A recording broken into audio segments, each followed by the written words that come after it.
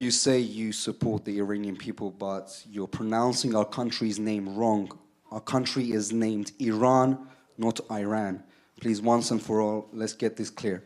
Second of all, are you okay to be representing a country that has so much discrimination against black people in its own borders?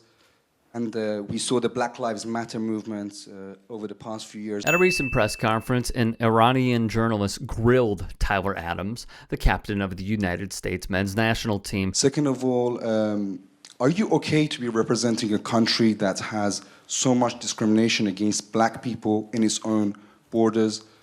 And we saw the Black Lives Matter movement over the past few years. Are you okay to be representing the US? Meanwhile, there's so much discrimination happening against black people in America. A reasonable question, let's be clear. Here was the captain's response. My apologies on the mispronunciation of your country. Yeah, that being said, there's discrimination everywhere you go.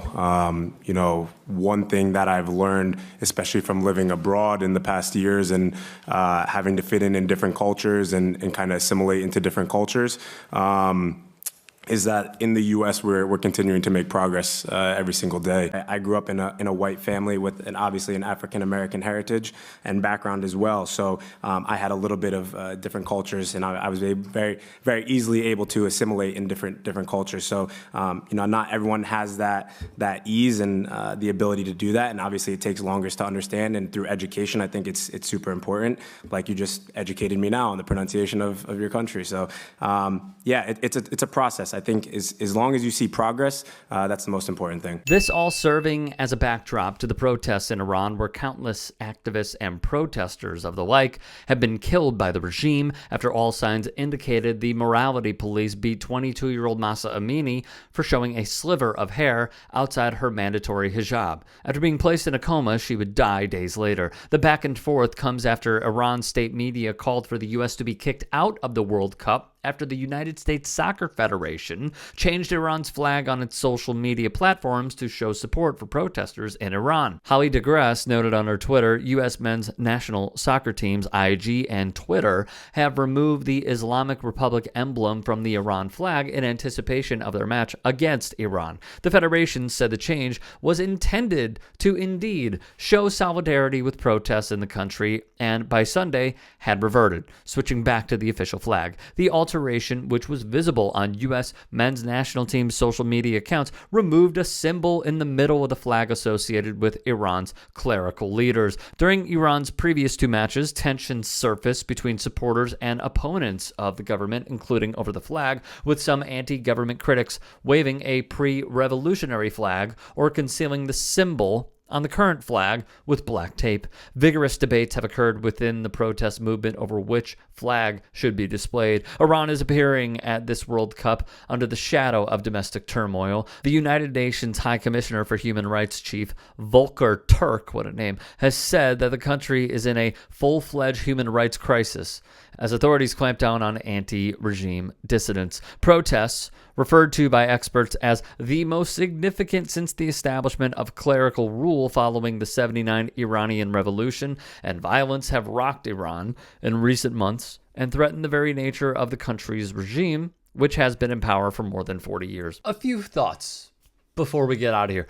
The first is, if this question and these questions really put you in a check this. MappingPoliceViolence.org would note black people are 2.9 times more likely to be killed in the U.S. by police than white people. These are all issues that we have brought up for years. Years and years and years.